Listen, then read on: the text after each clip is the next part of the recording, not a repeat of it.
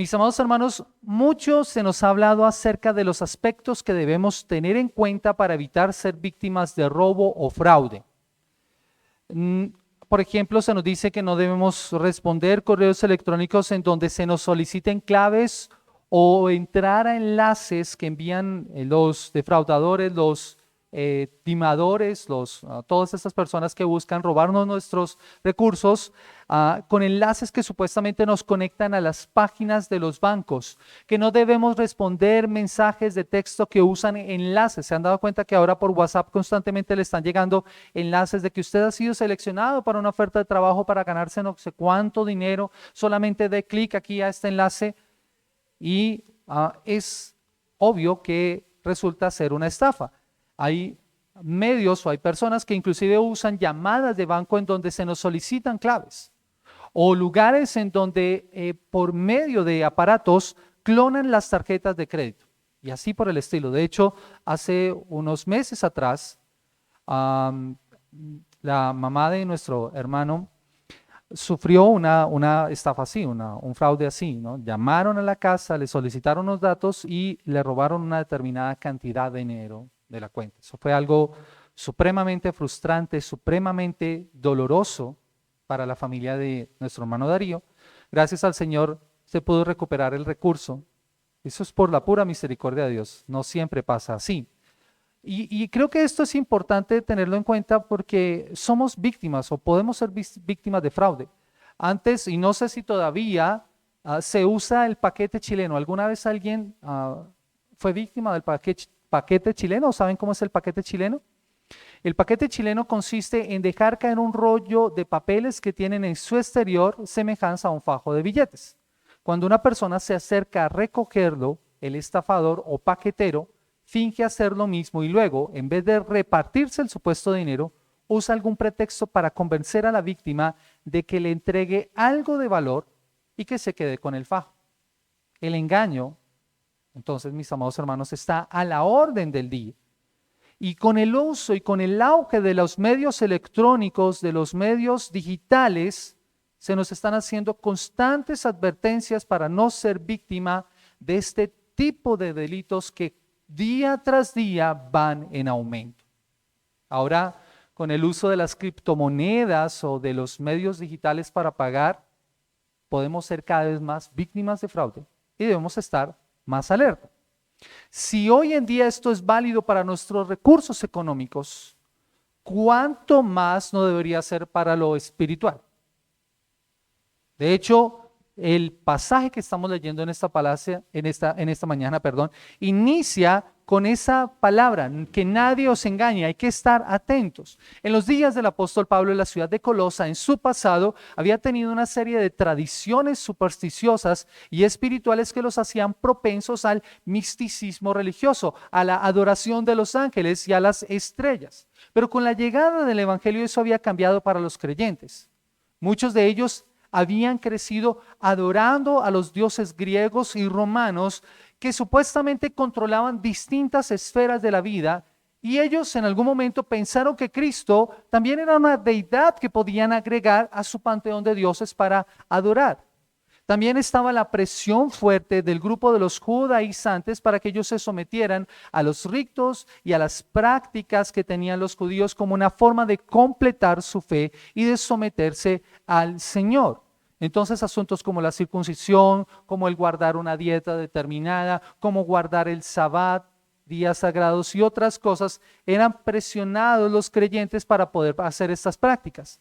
Y mis amados hermanos, la intención de Pablo al presentar esta porción en la carta es mostrar, no exponer necesariamente las herejías y las falsas enseñanzas, sino mostrar el efecto y la suficiencia de Cristo y la persona de Jesús.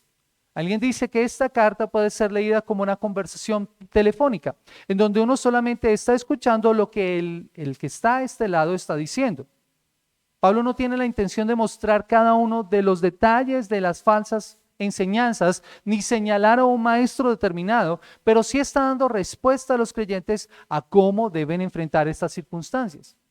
Y esto viene en un estudio que hemos venido nosotros desarrollando a lo largo de estas semanas. Y la semana pasada estuvimos considerando el estilo de vida del creyente.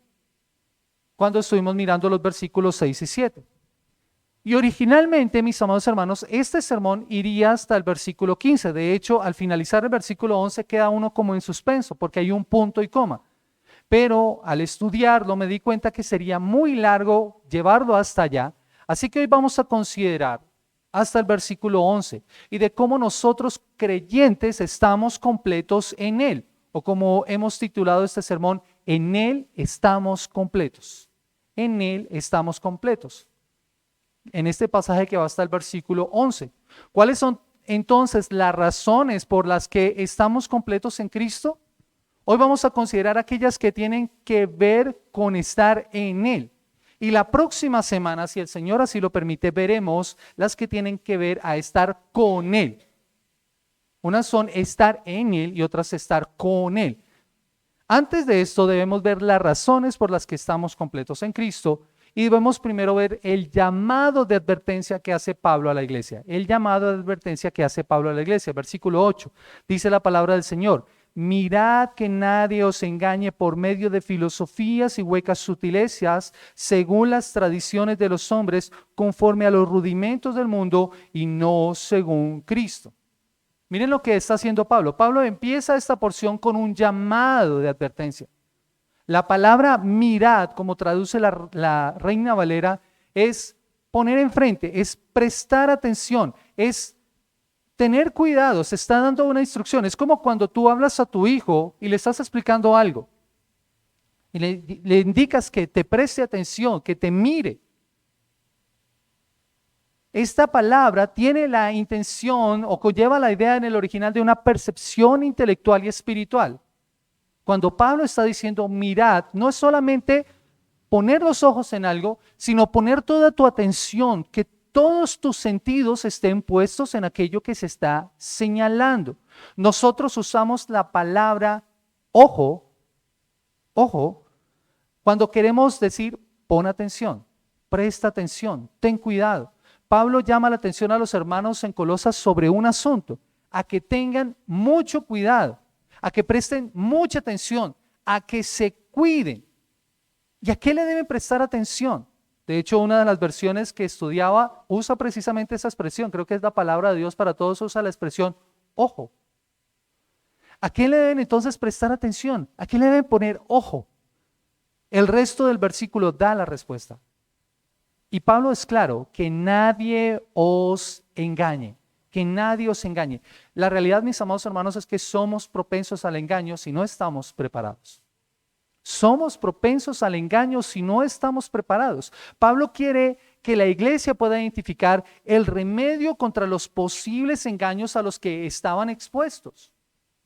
De la misma forma en que nosotros debemos estar preparados para no ser víctimas de fraude electrónico, de robo de nuestros datos o de robo de nuestros recursos, con esas advertencias que constantemente se nos están haciendo desde los medios de comunicación, desde la policía, pues de la misma forma debemos prestar mucha atención porque somos propensos al engaño en lo espiritual también.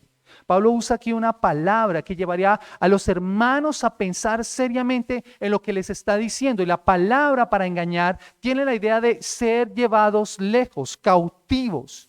Ser tomados como presas, ser robados, ser asaltados o secuestrados. Este engaño tiene que ver con eso. El engañador quiere sacarte a ti, robarte, llevarte lejos. La intención de los falsos maestros era capturarlos y llevarlos lejos para que no pudieran disfrutar de las bendiciones y las riquezas que tienen por medio de su salvación. Y lo que ellos hacen es, como dice la palabra de Dios para todos, ganarse su confianza y tomar el control de ustedes. ¿Cuál es la intención de los falsos maestros, de aquellos que quieren engañarlos? Ganarse su confianza y tomar el control de ustedes.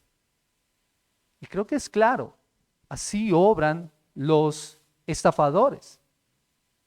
Ellos primero se ganan la confianza de uno, para después poderlo robar. Pero así hacen también los falsos maestros. Ellos se ganan tu confianza. Ellos quieren tomar el control de nosotros. ¿Y cómo estos hermanos podían ser engañados? De hecho, nosotros tenemos que tener mucho cuidado con eso porque nosotros también podríamos ser engañados de la misma manera. Los falsos maestros, los maestros del error, usan filosofías y huecas sutilezas, dice en el versículo. La traducción del lenguaje actual lo expresa muy bien cuando dicen son ideas y razonamientos que parecen contener sabiduría. Esas son esas filosofías y huecas sutilezas. Cuando Pablo habla acerca de filosofía, no se está refiriendo al estudio filosófico de estudiar los pensadores antiguos necesariamente. Aunque muchos de ellos tienen errores, hay muchas cosas de las cuales podemos aprender de ellos. Sin embargo, Pablo no está pensando en esa filosofía como la conocemos, sino en una serie de enseñanzas de distinta índole en cualquier área. Una filosofía puede ser una filosofía en cuanto al estilo de vida, en cuanto a la conducta, en cuanto al comportamiento. Esas son filosofías que se enseñan. Algo muy parecido estaba pasando en Colosas. Y esto era una mezcla de prácticas que incluía lo esotérico y lo ocultista. De hecho, hoy vemos mucho de eso en esta filosofía que se conoce como Nueva Era. Una mezcla de esoterismo, de ocultismo, de religiones orientales, todo eso tiene que ver con eso. Esa es una filosofía.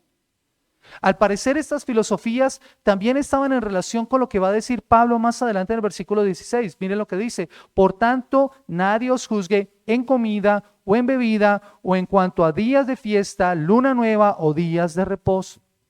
Así que Pablo está mirando esa mezcla que se está dando en Colosas de esa religión mística de los gnósticos con esa mezcla del pensamiento judío. Y es a lo que deben prestarle mucha atención. Todo esto se basaba en tradiciones de hombres, en costumbres, en prácticas que estaban arraigadas en la cultura y habían sido enseñadas de generación en generación, pero que ahora los maestros de esa época estaban tomando para enseñarlas como novedosas y poderlas transmitir y poder ganar adeptos. Estas filosofías huecas son de acuerdo a los rudimentos del mundo, dice Pablo. Y muchos han considerado que lo que Pablo hace aquí es referencia a esos principios sobre algo. Es como el ABC de una materia. Esos puntos que incluyen una materia, lo elemental. La palabra usada para rudimentos aquí se usa para la organización de algo, por eso se usa para abecedario, como en el alfabeto. De allí que se hable, por ejemplo, de rudimentos. Pero los rudimentos también se incluyen en otras materias. Pensando en un ejemplo, pensaba en los rudimentos para la batería. Cualquier persona que toca batería o cualquier persona que vea a una persona tocar batería piensa que eso es sentarse y dar golpes y ya. No, un buen estudiante de batería va a aprender una cosa que se llaman rudimentos de batería. ¿Y qué son esos rudimentos? Es una forma de patrones complejos, de patrones que se van tocando con las baquetas para poder hacer cosas más interesantes en la batería. El primer ejercicio que ponen a un baterista es solamente con las baquetas, dándole golpecitos a un pequeño pad, a un pequeño almohadilla de distintas combinaciones de los golpes, cada vez más complejos y cada vez más rápido. Un buen estudiante de batería trabajará muchísimo en sus rudimentos, porque tan pronto domina los rudimentos va a poder hacer cosas más complejas en el instrumento. Así que los rudimentos tienen que ver con esas enseñanzas elementales en las que ellos iban a ser introducidos y que poco a poco irían creciendo en su complejidad. Pero Pablo también tiene en mente algo, es una posible explicación de lo que ocurría en relación a ese culto a los ángeles que había en Colosas, o esos poderes celestes como a las estrellas, a la astrología que se estaba dando en la ciudad. Muchos de ellos, como en la actualidad, consideraban que las estrellas y otros cuerpos celestes podían controlar la vida de las personas aquí en la tierra. Y se someten a eso. Es lo que nosotros conocemos como horóscopo. Pero no sé si se han dado cuenta que hay programas en donde la persona lee las cartas y salen las cartas con ángeles y este ángel te dice esto a ti y este ángel te dice esto a ti. Y es interesante, pero hay muchas personas y aún creyentes que tienden a quedarse escuchando a eso. Esos son huecas sutilezas. Ellos no tenían horóscopos como nosotros, pero les atribuían gran poder a estas cosas. Y al igual que en la actualidad, hacían todo lo posible para consultarlas y poderse mover en la vida. Y aún sentían temor. Así que en su afán por la preocupación de intentar controlar estas fuerzas y estos miedos, rendían adoración y se sometían a ese poder superior para poder vencer sus temores. Ahora, ¿cuál es la intención de estos hombres, de los falsos maestros? Era llevar a los creyentes a creer que para poder estar bien con Dios y poder acercarse más, necesitaban completar su fe al Señor con estas cosas. ¿Y en qué resultaría todo esto? En una mezcla que es todo y nada. Hablando acerca del sermón hace unas semanas atrás con César y Diego hablabas, Diego, de una frase que me quedó muy marcada. Ese es un predicar un chorizo, decía él. Y un chorizo es una mezcla de muchas cosas. Eso era lo que iba a resultar en esa religión en Colosas.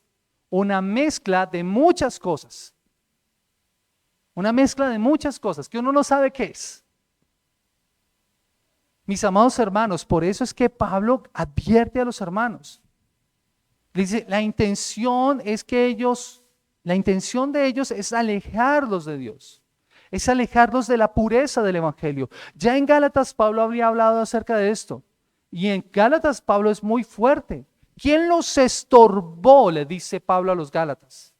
Ustedes venían corriendo bien, alguien les colocó un palo y ustedes tropezaron y cayeron. Aquí en Colosas no había pasado eso. Así que Pablo, preveyendo que ellos no fueran engañados, les está diciendo, presten mucha atención. Y esto es lo que usan los maestros del error. Ustedes no necesitan esas cosas para estar completos en su fe. Por eso Pablo les dice que esto no es conforme a Cristo, dice el final del versículo 8, y no conforme o no según Cristo. Todo aquello que contradiga la palabra de Dios y las verdades reveladas en la Escritura, todo aquello que contradiga a Cristo debe ser rechazado por nosotros como creyentes. Todo aquello que vaya en contra de la palabra de Dios debe ser rechazado. Por eso les digo, nosotros en la actualidad somos propensos al engaño si no contamos con las herramientas adecuadas.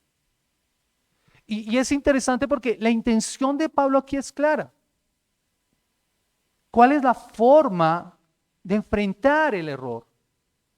Es con una correcta comprensión del mensaje del evangelio.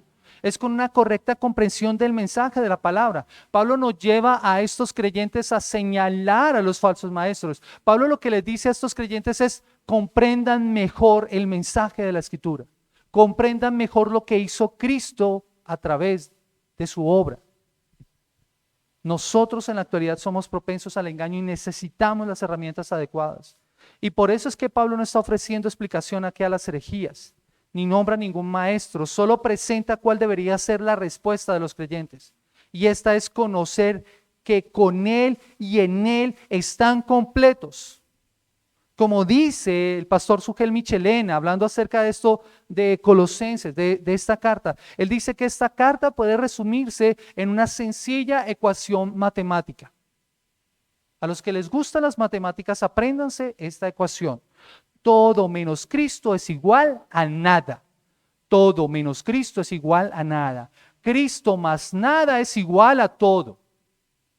Cristo más nada es igual a todo. No necesitas nada de lo que las filosofías vacías de este mundo te ofrecen para completar tu fe. Con Él lo tienes todo.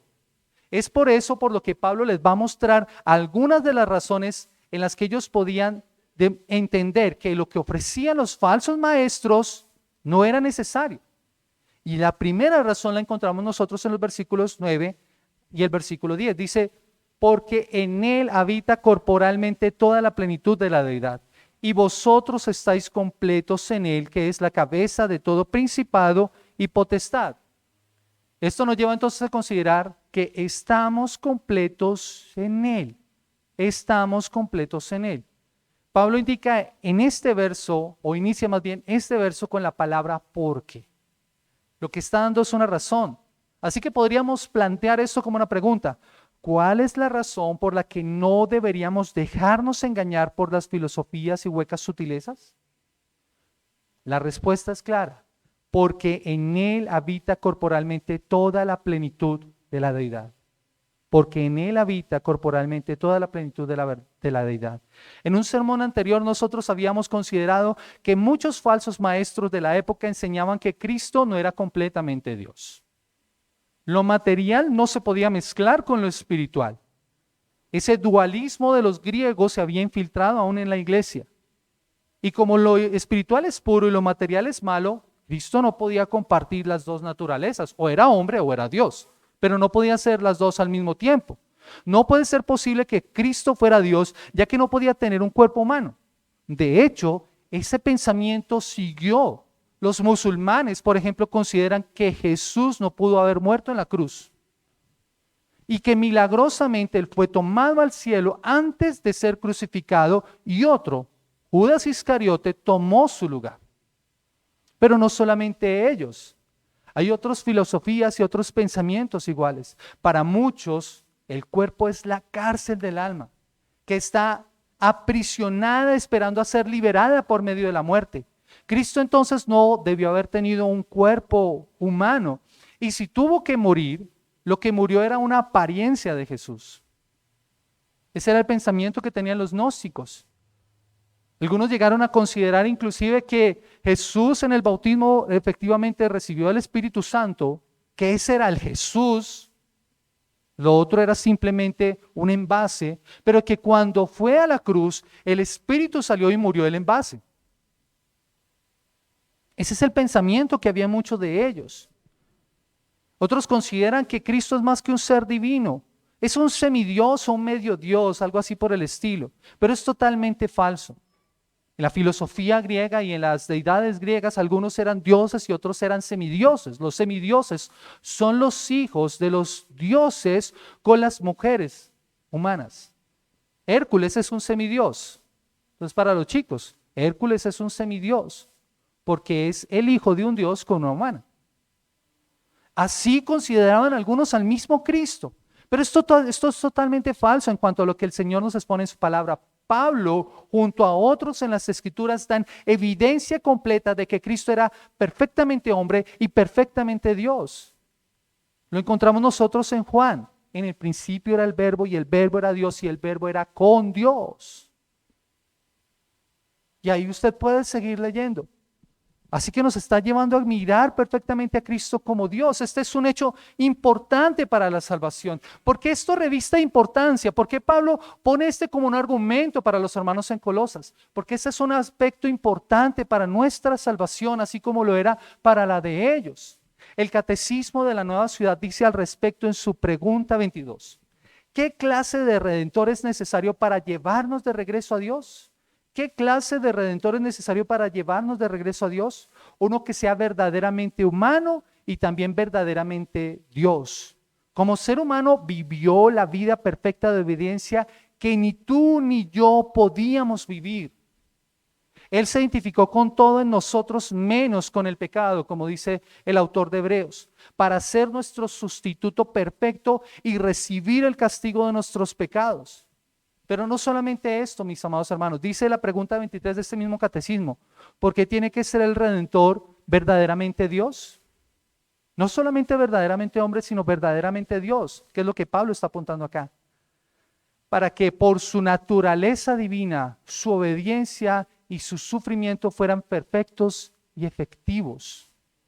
Y también para que pudiera soportar la justa ira de Dios contra el pecado y vencer la muerte. Y esto es muy importante.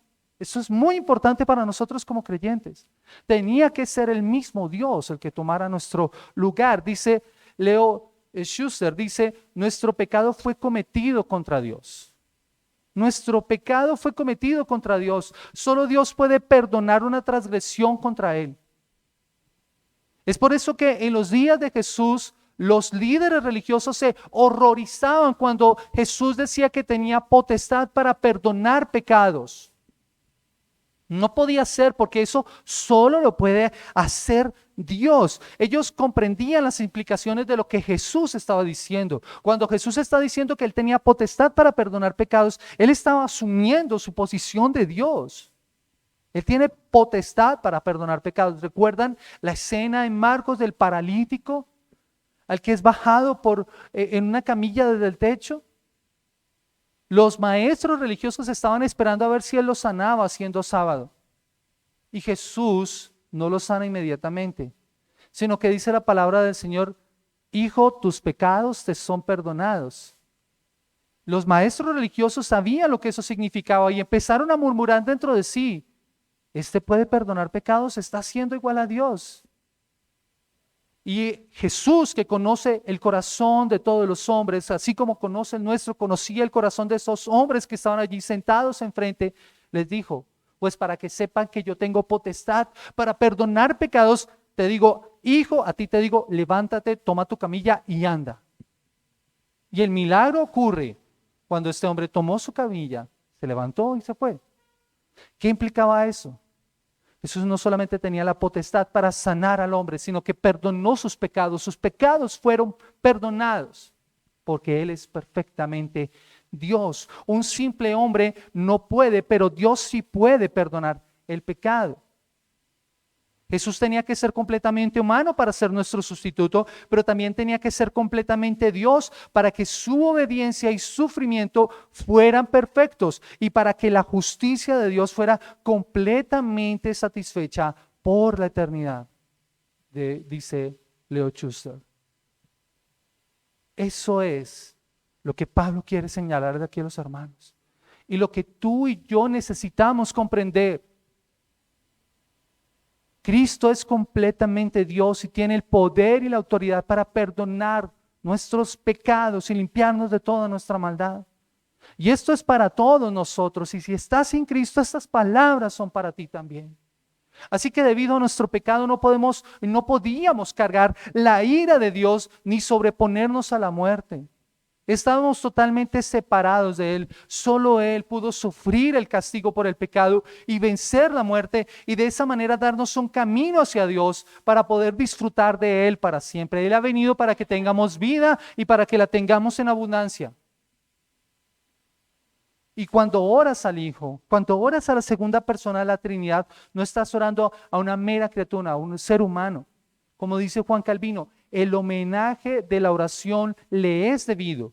Y dice él estas palabras: ¿qué cosa es tan grande que de no predicar otra cosa a los fieles sino a Jesucristo, y a los cuales les prohíbe que se gloríen en otro nombre que no sea el suyo?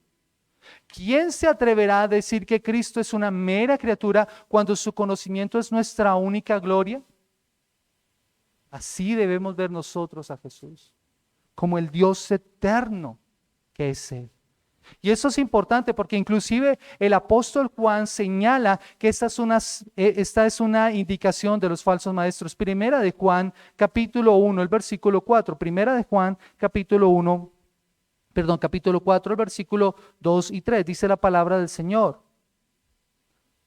Y lo voy a leer desde el versículo 1. Primera de Juan capítulo 4, versículo 1 al 3, dice: amados, no creáis a todo espíritu, sino probad los espíritus si son de Dios, porque muchos falsos profetas han salido por el mundo. En esto conoced el Espíritu de Dios. Todo espíritu que confiesa que Jesucristo ha venido en carne es de Dios, y todo espíritu que no confiesa que Jesucristo ha venido en carne no es de Dios. Y este es el espíritu del anticristo, el cual vosotros habéis oído que viene y que ahora ya está en el mundo. Mis amados hermanos, la iglesia ha considerado que el anticristo es un ser humano que se levantará. Pero la realidad es que todo aquel que niega la deidad de Cristo, ese tiene el espíritu del anticristo. Así que usted puede escuchar y analizar cuántos de esos hay en el mundo, para no dejarse engañar. Escuche atentamente. Si alguien no reconoce que Jesús es Dios, ese es el anticristo. Esa es una señal, y de esos hay muchos. Y han habido muchos, y seguirán habiendo. Así que tenemos que aprender a reconocer las filosofías y las huecas sutilezas para no ser engañados. ¿Y cómo? Cuando alguien no ve a Cristo como Dios, cuando lo distorsiona, cuando lo minimiza o simplemente lo ve como un maestro moral, como un ser humano, pero no como el Dios pleno y completo que Él. Cuidado, porque de seguro eso es una falsa enseñanza.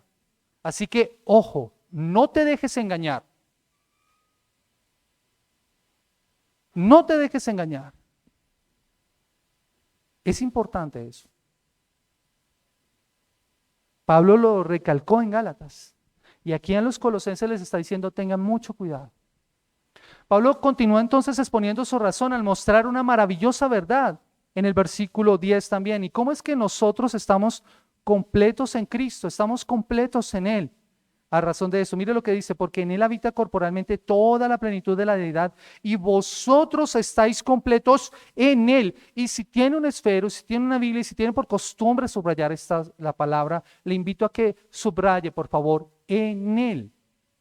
En Él, eso es muy importante. Usted está en Cristo, en Él. Estamos completos en Él. El resultado de esto es que todos aquellos que han depositado su confianza en el Señor están completos, plenos y satisfechos en Cristo. La Nueva Biblia al día dice, y ustedes al estar unidos a Él están llenos de esa plenitud. ¿Notan esto? En Cristo habita corporalmente toda la plenitud de la deidad y ustedes por estar en Él están completos. Lo tienen todo. Dice la traducción del lenguaje actual, a ustedes no les falta nada, pues están unidos a Cristo. Estamos unidos a Cristo, por eso no nos falta nada. Por eso es que nosotros podemos decir, si Dios es por nosotros, ¿quién contra nosotros? Porque estamos unidos al Señor. La condición del creyente cambia radicalmente en Cristo. Lo que los falsos maestros querían era vender que ellos estaban incompletos. La mejor forma de engañarte, de embaucarte es decirte, tú necesitas esto, eso te hace falta. Te venden ilusiones, te venden espejos y tú cambias oro por espejos.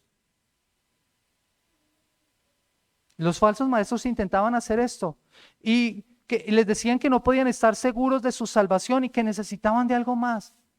Y te venden ideas, te dicen, ¿estás seguro de eso? Y uno empieza como a dudar, uy, ¿será? Pablo los desmiente y lo que hace es llevar a la iglesia a considerar lo que ellos tienen en Cristo y es algo que ellos tienen que disfrutar. Y no es algo que se tienen que ganar, no es algo que tienen que complementar. Nuevamente, porque esto es importante, mis amados hermanos, porque después de la caída nosotros sí estábamos incompletos. Después de la caída quedamos en separación de Dios y sin la posibilidad de acercarnos a Dios, de conocer su voluntad y de conocer la verdad de Dios. Pero cuando experimentamos la salvación y cuando participamos de lo que el Señor hizo en la cruz del Calvario, como dice Pedro en 2 de Pedro capítulo 1, el versículo 4, 2 de Pedro capítulo 1, versículo 4, por medio de las cuales nos ha dado preciosas y grandísimas promesas para que por ellas llegases a ser participantes de la naturaleza divina, habiendo oído la corrupción que hay en el mundo a causa de la concupiscencia. Y lo que dice Pedro aquí es maravilloso. Por medio de Cristo nosotros ahora participamos de la naturaleza divina. Tenemos comunión con nuestro Dios. Pasamos de estar incompletos a estar completos en Cristo. Y lo que habíamos perdido por causa de la rebelión de Adán y Eva es recuperado en la cruz. Yo creo que por eso constantemente el llamado del Evangelio es, mira la cruz, mira a Cristo, mira que estás completo en Él. Y constantemente nosotros vamos a encontrar esas palabras en la Escritura y si tú las vuelves a encontrar, subráyalas y medítalas, porque esas son las preciosas promesas que van a sustentar tu vida y que te muestran que tú estás completo en el Señor. En Cristo estás completo. Ninguna cosa que ofrecieran entonces los falsos maestros era necesaria, solo Cristo lo es. En Cristo estamos completos, sin la ayuda de ninguna ceremonia judía, como quería mostrarle a los colosenses, sin la ayuda de la filosofía, sin los inventos de la superstición, sin méritos humanos de ninguna clase. Porque recuerda, Cristo más nada es igual a todo. Y no solo esto, sino que Cristo está por encima de todo principado y potestad. Mira lo que dice la palabra de Dios en el versículo 10 al final, que es la cabeza de todo principado y potestad. Cualquier poder que ellos consideraran superior estaba supeditado, estaba sometido a Cristo. No había poder o autoridad que estuviera por encima del Señor. Y al estar por encima, al Jesús estar por encima de estas cosas, como cabeza de todas las cosas, era importante que ellos lo entendieran. Eso es algo que ha reiterado. En el capítulo 1, el versículo 15 dice, Él es la imagen del Dios invisible, el primogénito de toda la creación, porque en Él fueron creadas todas las cosas, las que hay en los cielos y las que hay en la tierra, visibles e invisibles, sean tronos, sean dominios, sean principados, sean potestades. Todo fue creado por medio de Él y para Él. Así que no hay que temerles a estas cosas, no debemos temerles. Al contrario, la palabra del Señor nos dice claramente que tenemos una lucha contra ellas, porque nuestra lucha no es contra carne ni sangre, sino contra huestes, contra potestades, contra principados, dice Efesios. Pero ¿sabes qué es lo maravilloso de todo esto? Es que tú no te enfrentas a estas cosas solo. El Señor te ha dotado de su armadura para que las puedas enfrentar. Y ellos, como lo va a mostrar el apóstol Pablo más adelante, están vencidos, están derrotados, pero son enemigos que aún están dando la batalla. Así que debemos prestar mucha atención a eso. Como dice un comentarista, Cristo es cabeza sobre todos los seres angélicos y sería ridículo ocuparse de los ángeles cuando podemos tener al Creador de los ángeles como objeto de nuestros afectos y gozar de comunión con Él. Esta semana hablaba con uno de mis estudiantes en una clase y meditábamos en uno de los salmos y leíamos en ese salmo que dice que Él nos hizo a nosotros poco menores que los ángeles. Y él me decía, uy, no, los ángeles son más poderosos que nosotros, son más importantes. Yo le decía, en rango somos poco menores que los ángeles, pero ¿sabes? En Cristo nosotros tenemos un privilegio que los ángeles no tienen. Nosotros recibimos la redención, los ángeles no. Así que, de hecho, la Escritura nos dice que nosotros vamos a juzgar a los ángeles. ¿Por qué entonces hemos de temerles? ¿Por qué entonces le damos tanta autoridad? No hay que temerles, ellos van a ser juzgados por nosotros. Y es por eso ridículo ocuparse de esas cosas cuando deberíamos someternos al Creador de los ángeles y darle a Él todos los aspectos y el gozo de nuestra comunión. Pero mis amados hermanos, Pablo no expone solamente esta razón por las que estamos completos en Cristo. Dice la Escritura, y este es el tercer punto, porque en Él fuimos circuncidados. Nuevamente en Él. Versículo 11, dice la palabra del Señor, en Él también fuisteis circuncidados con circuncisión no hecha a mano, al echar de vosotros el cuerpo pecaminoso carnal en la circuncisión de Cristo. En Él fuimos circuncidados. Pablo ahora señala otra imagen para que ellos comprendan cómo están completos en Cristo. Para los judíos el acto de la circuncisión era muy importante, lo leíamos esta mañana en el pasaje con el que iniciamos el servicio. Génesis capítulo 21, cuando nace Isaac, todo niño israelita sería circuncidado al 8º día, y esta era la señal del pacto que Dios había establecido con su pueblo Israel. Y era tan importante que era usada inclusive como un insulto de los judíos hacia los no judíos. Ellos se referían a los de los otros pueblos como incircuncisos. Fue la palabra que usó precisamente David cuando vio a Goliat y se presentó ante Saúl para decirle que yo me voy a enfrentar contra él.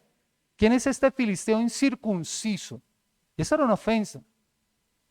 La circuncisión era una señal dada por Dios para identificar a su pueblo como el poseedor de las promesas del pacto. No ser circuncidado era una forma de no formar parte del pueblo ni de tener parte en sus promesas, valga la redundancia. Pero los judíos habían cometido un gran problema con esto. ¿Cuál era el problema?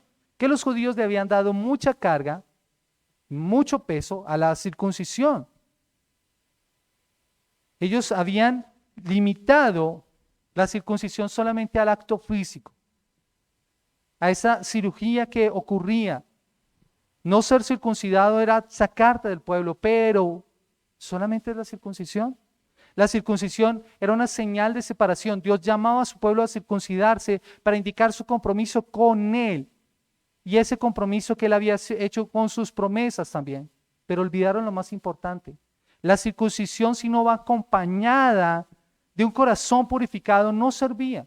No es solamente el rito, es la intención con la que se hace. Mira lo que dice Deuteronomio capítulo 30, el versículo 6, Deuteronomio capítulo 30.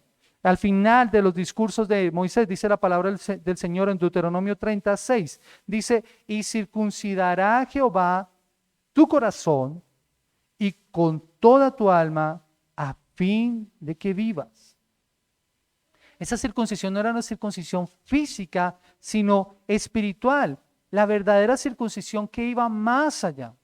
De hecho, Pablo habla acerca de aquellos que son mutiladores del cuerpo, que la única intención de ellos era hacer que las personas cumplieran el rito, pero no que entendieran el verdadero sentido y significado de la circuncisión.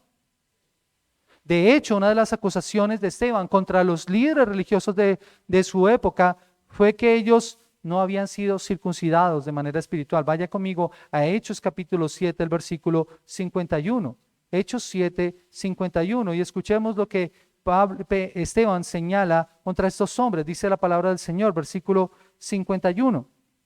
Dice, duros de cerviz e incircuncisos de corazón y de oídos, vosotros resististeis siempre al Espíritu Santo como vuestros padres, así también vosotros. Y noten lo que está haciendo Esteban. Esteban le señala la historia a estos hombres. Ustedes están actuando de la misma forma en que han actuado los israelitas a lo largo de la época. Ellos circuncidaron su cuerpo, su carne, pero no hicieron eso en el corazón. Y Pablo no quiere y no apela a que ellos practiquen este rito, sino a que entiendan el verdadero sentido del rito de la circuncisión y que se hace por medio de Cristo. Por eso es una circuncisión no hecha a mano, no era una cirugía ambulatoria, era una cirugía de corazón abierto. Vaya conmigo a Deuteronomio capítulo 10, el versículo 16. Deuteronomio 10, versículo 16. Y posterior a eso vamos a ver Jeremías capítulo 4, el versículo 4.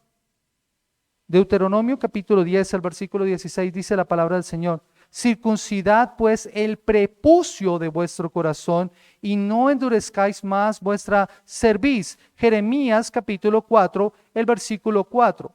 Jeremías capítulo 4, el versículo 4. Escuchen lo que dice la palabra del Señor, hablando el profeta Jeremías acerca del pueblo de Israel. Dice la escritura de la siguiente forma. Dice, circuncidaos a Jehová y quitad el prepucio de vuestros corazones, varones de Judá y moradores de Jerusalén, no sea que mi ira salga como fuego y se encienda y no haya quien la apague por la maldad de vuestras obras. Así que, mis amados hermanos, Pablo quiere que ellos entiendan el verdadero sentido de la circuncisión. No es algo físico, es algo espiritual. Pero Pablo lo usa aquí de una forma maravillosa. Porque lo que Pablo entiende aquí como la circuncisión no hecha por mano es precisamente una analogía para referirse a la muerte de Cristo en la cruz del Calvario. Cuando su cuerpo fue entregado en el madero, cuando su cuerpo físico le fue arrebatado violentamente. Es por ese medio, por medio del sacrificio en la cruz, que nuestra vieja naturaleza nos es quitada. Esa es la circuncisión a la que Pablo está apelando acá. No es el rito físico. Cada creyente que es circuncidado en la circuncisión de Cristo es una referencia a esa muerte en la cruz del Calvario. Y en el pensamiento de que en el Señor Jesús nosotros hemos muerto y Él como Él murió, pero también Él resucitó y nosotros resucitaremos también. Por eso más adelante Él va a hacer una semejanza con el bautismo, para decir lo que ellos tienen ahora en el bautismo. En el versículo siguiente. Pero ¿a qué hemos muerto nosotros? Nosotros hemos muerto al pecado. Morimos a la ley, morimos al yo, morimos al mundo. Y eso es algo que el Señor opera en nuestras vidas. Por eso no es una circuncisión hecha con manos, es el cambio del corazón que produce en nosotros nuevos deseos, nuevas motivaciones en el Señor. El hombre no puede ganar esto, pero tampoco lo merece y sin embargo es obra del Señor. Así que el creyente se quita ese cuerpo pecaminoso y carnal, eso que lo llevaba a hacer lo malo.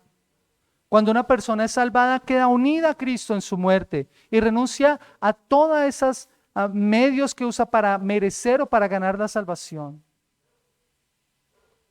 Mis amados hermanos, eso es lo que el Señor nos ofrece por estar en Cristo. Y por eso me encanta como lo explica William Barclay. Él dice, esa ha sido la respuesta de los profetas siglos antes y seguía siendo la respuesta de Pablo a los falsos maestros.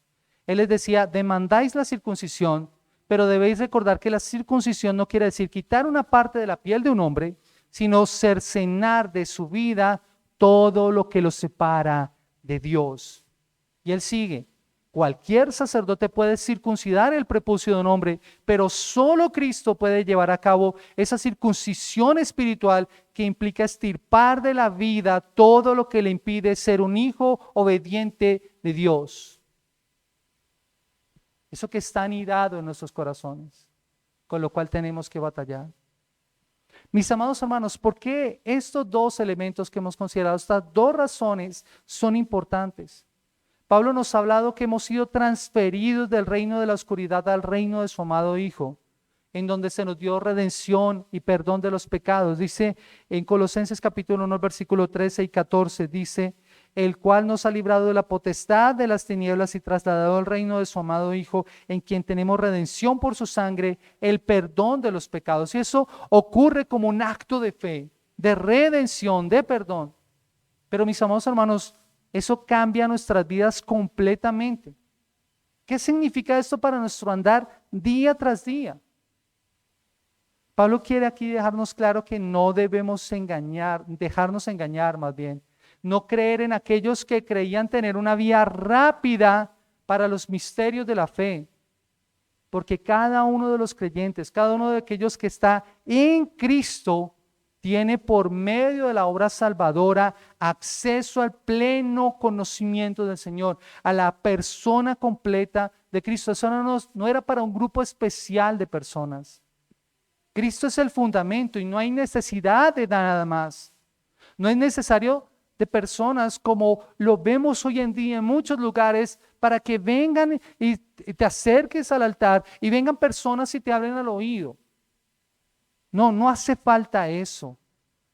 No es necesario de hacer retiros para ser liberados o para poder crecer en poder espiritual, o de libros que te hablen del poder del Espíritu disponible para ti, o de cómo conquistar el corazón de Dios, o cualquier otro secreto revelado, aún iluminado. Si el fundamento no es Cristo, si la experiencia personal de un individuo es eso lo que te está transmitiendo, eso es una filosofía hueca. No lo necesitas. No necesitas mensajes de autoayuda, no necesitas mensajes de superación personal, no necesitas los 7 secretos para la vida feliz. No necesitas eso. Necesitas a Cristo. Eso, y Pablo lo tiene claro. ¿Qué necesitas tú? Ahondar en las promesas del Evangelio. Ahondar en entender lo que tienes en Cristo y lo que eres en Cristo. Por eso en Él habita toda la plenitud de la deidad. En Él tenemos todo lo que necesitamos para hacer lo que Dios nos llama a hacer. No somos mendigos espirituales buscando migajas. Somos pecadores que hemos pasado de muerte a vida y en Cristo tenemos el poder para hacer lo que el Señor nos ha pedido que hagamos. Porque el Señor nos transforma, nos da nuevas motivaciones, nos da nuevos deseos, nuevos anhelos que antes no teníamos. Por medio de Cristo, Él hizo que nuestra vieja naturaleza, esa naturaleza pecaminosa, fuera sepultada con Cristo, ha sido arrancada de nosotros, ha sido cortada como ocurría en la circuncisión. Con Cristo estamos muertos, pero el mismo poder que sacó a Cristo de la tumba nos saca a nosotros también. ¿Qué es lo que tenemos que hacer nosotros? Apelar al poder de Cristo que le levantó de los muertos. Ir en arrepentimiento y fe constantemente y decirle, Señor, ayúdame para poder enfrentar esta circunstancia o esta situación. para poder vivir mi día a día, para poder descansar en ti. Lo que yo no puedo hacer en mis fuerzas, el Señor lo puede hacer por medio de mí. Así que, ¿dónde encuentras tu plenitud? ¿Dónde te sientes completo? Si no es en Cristo, sino en las cosas de este mundo, en lo que te ofrece un maestro X o Y, has sido engañado con filosofías humanas llenas de huecas sutilezas, que son según las tradiciones de los hombres, pero no según Dios. ¿Dónde te dejará todo esto? Eso te deja vacío y sin sentido, sin esperanza y muerto en tus delitos y pecados. Así que mi invitación en esta mañana, el anhelo de mi corazón, es que cada uno de nosotros descanse en Dios para poder vivir su vida y poder entenderse y verse completo en Él. Yo quiero invitarles a que en esta mañana oremos al Señor y le demos gracias. Amado Padre Celestial, buen Señor, en el precioso nombre de Cristo queremos darte gracias por tu misericordia y por tu bondad. Señor, ayúdanos a vernos a nosotros mismos como completos en ti, porque en ti habita toda la plenitud de la deidad y no necesitamos de otras cosas, Señor, para acercarnos a ti, porque hemos sido circuncidados en esa obra maravillosa que tú hiciste en la cruz del Calvario, y por eso estamos completos en ti, no necesitamos de la ayuda de medios humanos para acercarnos a ti.